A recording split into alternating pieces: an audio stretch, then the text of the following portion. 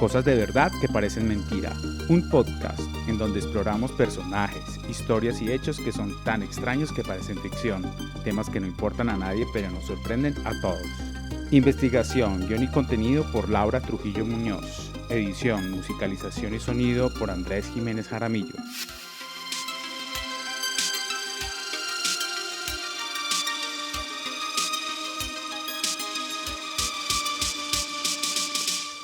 Hola a todos, bienvenidos a un nuevo episodio de Cosas de verdad que parecen mentira. Hoy tenemos un capítulo muy interesante, pero antes pues los saludo. Soy Laura Trujillo, su anfitriona de siempre, y junto a mí están los controles Andrés Jiménez Jaramillo, también conocido como Bas. Hola a todos, feliz de estar tras los micrófonos del podcast de nuevo, pero Lau, ¿qué tienes para nosotros hoy? Bueno, pues hoy tenemos un capítulo muy interesante que nos va a generar muchas sensaciones. Hoy vamos a hablar de museos, pero no de los tradicionales museos de arte, sino de museos extraños y museos que han surgido a partir de la curiosidad humana y de cómo los humanos tendemos a coleccionar cosas y a querer mostrarlas, y esas colecciones funcionan como una especie de archivo de memoria, pero pues museos bastante extraños. Entonces hoy vamos a hablar de museos de comida asquerosa, de museos de criaturas raras, hasta la historia, un museo de la historia de los inodoros. Y vamos a comenzar con el Museo de Comida Asquerosa de Malmö en Suecia. Ni me imagino lo que hay ahí adentro. Pues prepárate, porque aquí se exhiben platos que harían vomitar a cualquiera, pero de pronto no a cualquiera que no está acostumbrado a ese tipo de comida, como porque tienen desde pescado fermentado hasta queso lleno de larvas vivas italiano. No me digas, ¿sí se pueden probar? Sí, se puede. Existen degustaciones para las personas que se arriesgan en su mayoría. Entonces, comencemos. El Museo de Comida Asquerosa o Disgusting Food Museum en Suecia es una atracción turística y retadora que desafía nuestras ideas sobre lo que es comestible y lo que no es comestible. Explora diversidad de alimentos y tiene como en exhibición diferentes tipos de comida que para algunos resultan asquerosas, pero para otros resultan un manjar. Como lo mencionaba, pues el museo busca es cuestionar nuestras diferencias como seres humanos, y como la comida definitivamente es un punto, digamos que de encuentro cultural o desencuentro cultural. Estoy segura que más de uno de los que nos están escuchando tienen historias sobre cuando han ido de pronto a otro país, o ni siquiera necesariamente a otro país, incluso sucede entre casas y casas que de pronto no lo invitan a comer donde un amigo y resulta que tienen un plato especial que uno no lo conoce tanto, pero creo que todo el mundo tiene una historia sobre desencuentros alrededor de la comida. Los visitantes entonces de este museo pueden ver y oler y en algunos casos probar alimentos que son considerados desagradables en muchas partes del mundo. Bueno, ¿y qué productos destacados se exhiben en este impopular museo? Bueno, alista tu paladar porque acá tenemos varios platos maravillosos que me sorprende mucho, además porque yo siempre me pregunto ¿quién se habrá inventado comerse esto? Pero ni siquiera tienen que ser platos muy asquerosos. A veces a mí me parece extraño cómo el humano ha llegado a ese nivel de sofisticación de comerse algo que es muy difícil de comer, como por ejemplo, no sé, un pez globo que es súper venenoso. O sea, ¿cuántas personas se tuvieron que morir para descubrir qué se puede comer o no? Porque hay cosas que sí es evidente que son comestibles, como una manzana roja, por ejemplo, ¿sí? Es súper evidente. Pues no sé si a ti te parezca, pero a mí sí me parece que hay cosas que son súper comestibles y otras cosas que de pronto, ¿cómo llegamos a esta abstracción desde acá hasta esto? Por ejemplo, una alcachofa, ¿no? O sea, hay que hervirla, o sea, hay que hacer un montón de cosas para comerse eso, porque si no, eso es lleno de espinas. Pero bueno, perdón, volviendo a lo que estábamos diciendo, voy a leer un poco, para todos voy a leer un poco porque hay unas palabras muy raras. Entonces, lo primero que tenemos es el surströmming de Suecia, que es un arenque, que es un pescado como un boquerón, una sardina, que dejan fermentar hasta un punto que el olor es supremamente penetrante. Y digamos que es considerado en Suecia como un manjar, pero para la gente que viene afuera es definitivamente algo bastante, digamos que asqueroso en cierto sentido. El casu marzu es un tipo de queso en Cerdeña, Italia, que está infestado de larvas de moscas y el queso se vuelve como una especie de textura cremosa porque las larvas lo que hacen es digerir esa grasa del queso y pues uno se come ese pescado, ese queso. Ajá. Jakarl de Islandia. Este es un tiburón fermentado que tiene un olor supremamente fuerte a amoníaco y es muy intenso y es un plato tradicional islandés. Tenemos también el balut de Filipinas, que es un huevo de pato fertilizado. Ay, de este yo vi una vez uno de los documentales de Anthony Bourdain donde lo probaba y quedé bastante impactada. Y es un huevo de pato fertilizado y desarrollado que se hierve y se come directamente el cascarón, se lo chupan así. Pero es como el embrión del pollo. No puede ser. Del pato, sí. Los gusanos de Mopane de África son orugas grandes y se comen fritas o secas y es una fuente de proteína muy importante en muchos países africanos. Bueno, ese sí me parece llamativo, como nuestras hormigas culonas o los chapulines mexicanos, incluso los artrópodos de mar. A mí me encantan las cucarachas de mar, pero las de tierra tal vez no, pero un poco los animalitos así chiquitos, yo creo que... Sí, a mí no me dan tanta, los insectos no me parecen tan graves, aunque bueno, de pronto cuando se comen esas tarántulas, eso pues creo que no lo haría, pero bueno, un saludo a mi amiga Susana Botero, que le encantan las hormigas culonas, entonces un saludito también para ella. Bueno, y también encontramos una bebida ancestral que es la cerveza de saliva. En Sudamérica es una bebida fermentada hecha a partir de maíz masticado y escupido, donde la saliva actúa como agente fermentador. Yo creo que esto también así se hace la chicha, ¿no? Sí, de alguna manera debe haber una receta de chicha, sí. Sí, seguramente. Bueno, sí. Oye, ¿y cuál es la finalidad de este lugar finalmente? Pues como lo mencionaba anteriormente, yo creo que el museo, pues el museo tiene la finalidad de generar como esa diferenciación que tenemos muchas veces nosotros culturalmente y de cómo lo asqueroso o lo rico es también una construcción social, ¿no? Nosotros no nacemos pensando que algo es asqueroso, sino que es en la medida en la que crecemos y nos formamos es que pensamos que algo es asqueroso o rico. Realmente que algo sea rico, como los sabores o las cosas que comemos, realmente lo importante es el valor proteínico de las cosas y por eso las comemos, pero el hecho de que algo sea rico o feo es una construcción completamente social hecha a partir de una cultura y de una cultura en la que crecimos. Y este museo lo que hace es buscar ese tipo de cuestionamiento y de diferenciación. El museo ha viajado a diferentes lugares del mundo llevando su colección a un público global y a pesar de su enfoque en lo desagradable, el museo es muy popular y ha recibido una atención internacional por su originalidad y por el contexto educativo que tiene este museo. Bueno, yo paso en buena parte del menú, aunque admito que me da curiosidad, pero para ti, ¿cuál sería el peor plato o el que no probarías? No, yo no probaría ninguno. Yo, sí, soy honesta acá, yo no soy muy aventurera en los términos de comida. A mí me da mucha impresión comer, especialmente creo que proteínas animales, o sea, animales. De pronto una fruta, una verdura, de una, la pruebo. Pero todo lo que es animales, no. Y yo una vez, por error, probé el jamón de ballena y no es tan feo, pero me dio mucha impresión.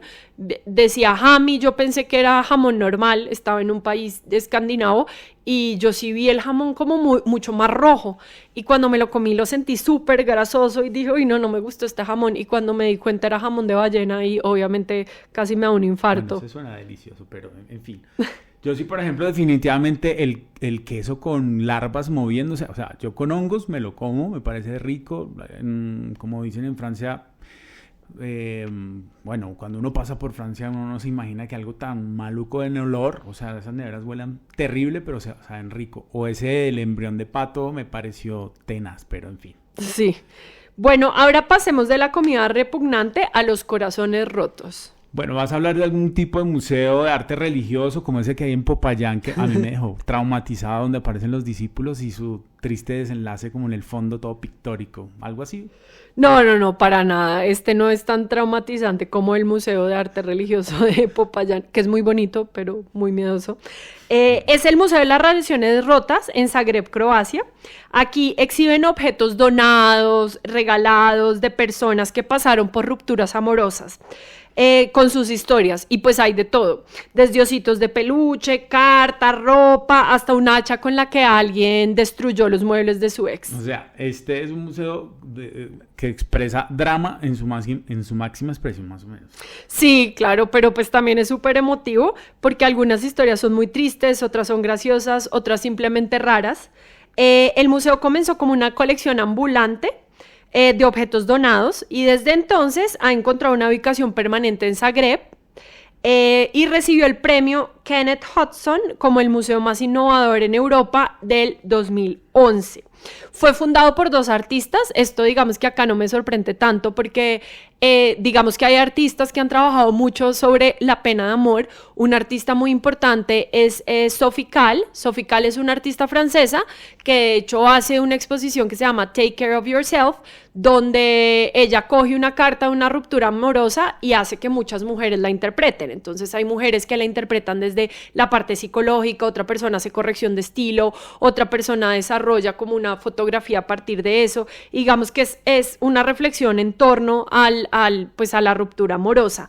Y pues comenzó, como lo mencionamos, por 2 artistas, por Olinka Vistica, que era una productora de películas, y Drazen Gurbsik, qué pena si no estoy pronunciando bien los nombres, que era un escultor. Los 2 artistas fueron novios y terminaron en el 2003, y después de su relación pues empezaron a hacer chistes sobre que deberían hacer un museo a la relación, digamos que a la relación fallida. Y después de un tiempo Grusivs contrató a Vistinka con la idea, pero esta vez decirle hagámoslo en serio. Empezaron a preguntar a sus amigos y familiares y a que les donaron objetos rezagados de sus rupturas amorosas, y la colección nació y fue mostrada al público por primera vez en el 2006 en el Glyptotek Zagreb como parte del 41 Salón de Zagreb, que era pues un salón de arte. Bueno, particular museo, creo que son objetos cotidianos que le hace relevancia como el chisme o el drama que hay detrás. Sí, pero más que el chisme o el drama, yo creo que es como la emocionalidad con la que uno liga esos objetos. Uh-huh. Hay unas chicas acá en Bogotá que pues no sé bien quiénes son, pero se llaman Dona el peluche de tu ex, y lo que ellas hacen es hacer unas donaciones donde la gente a las que les regalen un peluche el ex y terminen con el ex, lo regalan y se los donan a niños que no tienen cómo comprar juguetes, por ejemplo. Bueno. Entonces, pues es interesante. Y bueno, ahora vámonos a los Estados Unidos para visitar el Museo Internacional de la Criptozoología. Bueno, eso me suena como animales, como cosas de ficción, ese me gusta. Sí, el Museo de la Criptología es dedicado al estudio de animales ocultos o desconocidos, que son conocidos como los críptidos. Para los que no sepan, la criptozoología pues es como el estudio de animales que no son reales necesariamente, como las sirenas, el yeti, el chupacabras, este tipo de animales, digamos, que existen como en la ficción, pero pues que no son reales per se. Podríamos hacer todo un episodio sobre críptidos, pero creo que es para otro momento. Entonces, bueno, como lo mencioné, la criptozoología pues es una pseudociencia y se enfoca en animales que no han sido probados científicamente, como Bigfoot o el monstruo del lago Ness. Ok, pero ¿este museo exhibe pruebas reales o son solo cosas inventadas? Pues hay supuestos pelos de pie grande, existen huellas y testimonios. El International Cryptology Museum está ubicado en Portland, Maine, y fue fundado en el 2003 por Loren Coleman, un reconocido criptozoólogo y autor. Entre sus exhibiciones destacadas está el Sasquatch, que es como le dicen también a pie grande o al Bigfoot. El museo cuenta con huellas gigantes, réplicas de pies y figuras de Bigfoot, la legendaria criatura que parece pues un simio, y creo que todos saben cuál es pie grande, que dicen que habita en los bosques de Norteamérica. También incluye algunos testimonios de personas que dicen que lo han visto. Está también el monstruo del lago Ness. Y pues ustedes saben que este es un monstruo supuestamente como una especie de pseudodinosaurio que existe en el lago Ness en Escocia, y la leyenda dice que pues que habita el lago. Yo pues les cuento que yo viví en Escocia un tiempo y digamos que tuve una vez un sueño muy loco después de haber comido mucha comida india. Me gusta mucho la comida india, pero quedar llenísima y acostarme a dormir, y me soñé que el monstruo del lago Ness entraba por mi ventana y me decía "This is the real Punjab flavor", pero era como el monstruico igualito, pero ya como hablando como en inglés con acento indio, con acento indio. Sí, no, o sea, definitivamente ahí sí es como un pastiche de culturas impresionante, pero bueno. Y pues incluyen las supuestas fotografías del monstruo del lago Ness y todas estas cosas que creo que todos conocemos. También hay una parte dedicada al legendario y mítico chupacabras. Aquí a mis amigos Latino people, saben que el chupacabras fue, creo que una parte muy importante de nuestra, por lo menos de mi infancia. Y pues está la información sobre esta criatura legendaria de América Latina y que es conocida por atacar animales y chuparles la sangre a animales. Y se muestran supuestos avistamientos y análisis de casos. ¿Tú te acuerdas del chupacabras? Sí, yo creo que en los 90s eso era muy popular porque lo mostraban como la figura misteriosa, como el vampiro latino que se le pegaba a los animales, y en las fincas tomaban unas fotos de unas sombras ahí que se les prendían a las vacas, a todos esos animales. A mí me dio pavor. Yo cuando vi eso en las noticias me pareció inquietante. No, y pues es loco. Igual yo acá pienso, obviamente creo que podríamos hacer todo un capítulo de críptidos, porque sí es muy raro como haber crecido con esto, pero también digamos que leyendo como este script me surge la pregunta, ¿será que la Llorona, la Patasola son críptidos o no, porque ellos son como humanos? Pero Bigfoot también es un humano en teoría. Sí, ahora me acuerdo como de leyendas en el Amazonas deben tener un montón de historias con delfines que se vuelven hombres. O la Madre Monte. La Madre Monte, que en Colombia se le dice Madre Monte, pero en Venezuela se le dice Lequeco, en Brasil el Caipora o el Curupira, o en Perú no me acuerdo cómo es, pero es como esta criatura legendaria. A mí esta me da mucho miedo, pero después hablaremos de eso, porque digamos que la leyenda está diseñada para decir que la Madre Monte solo se les aparece a los que no creen. Entonces uno está todo el tiempo creyendo para que no se le aparezca. Y dicen que si uno se pierde, uno tiene que hacer como unos nudos y botarlos para atrás en la selva, como en un pedazo de cuerda, porque ella al encontrarse eso trata de desamarrar el nudo y se le olvida perderlo a uno. O sea, son unas cosas así maravillosas. Pero bueno, volvamos un poquito acá al tema de nuestro museo de críptidos. Está también la información sobre el Yeti, y pues también tienen alguna información de monstruos marinos como el Ogopogo de Canadá o el Champ del lago Chapman en Estados Unidos. El museo alberga la colección privada de la persona que lo fundó, que es Loren Coleman. Incluye libros raros, recortes de periódicos, películas y artefactos. Y bueno, digamos que han ayudado a popularizar mucho el museo. También ha sido porque él también es consultor en programas de televisión y de todo, entonces como que es un lugar al que la gente que es fanática de estos críptidos va muchísimo. Y aunque la criptología no es reconocida como una ciencia, el museo busca fomentar la curiosidad y el pensamiento crítico. Bueno, yo sí necesitaría un poquito más como de pruebas, pero imagino tiene una fanática enorme. Sí, el museo pues sin duda alguna es muy popular porque hay muchos entusiastas de lo paranormal. Y bueno, cerremos con algo que todos usamos, pero que estoy segura que nadie sabe que tiene un museo. ¿Se te ocurre algo?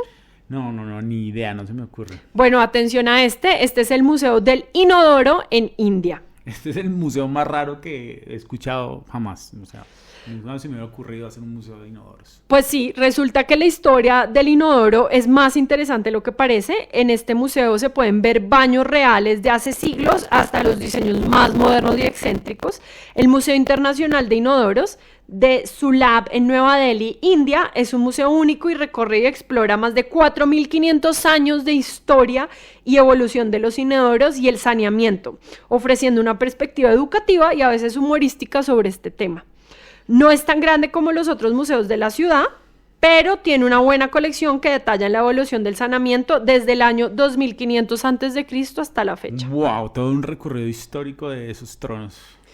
Sí, el museo fue creado por el reformador social Binder Shah Pathak con la ayuda de curadores como Fritz Liska de Austria y un centenar más de profesionales de todo el mundo. Bueno, hablando de tronos, me imagino que si tienen algún trono de algún rey.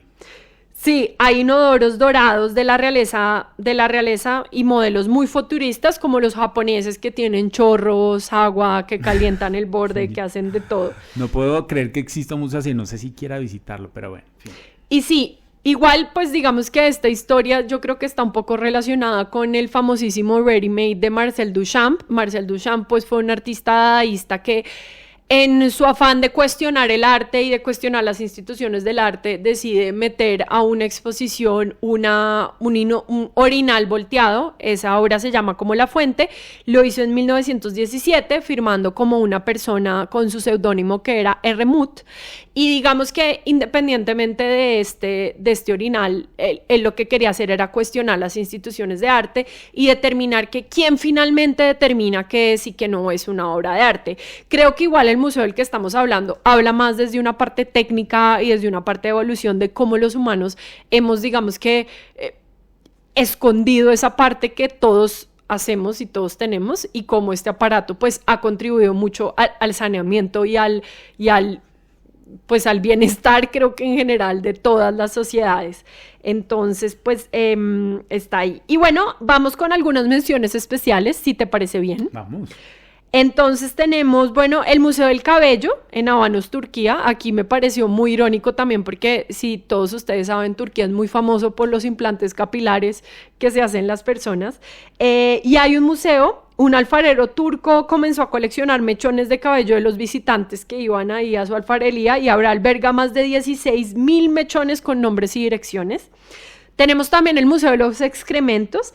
Se llama el National Poo Museum y queda en la isla de Wight, en las costas inglesas, y se abrió en el 2016 y tienen todo tipo de excrementos, desde caca de bebé hasta caca de animales, de palomas y hasta popó fosilizado que se han encontrado.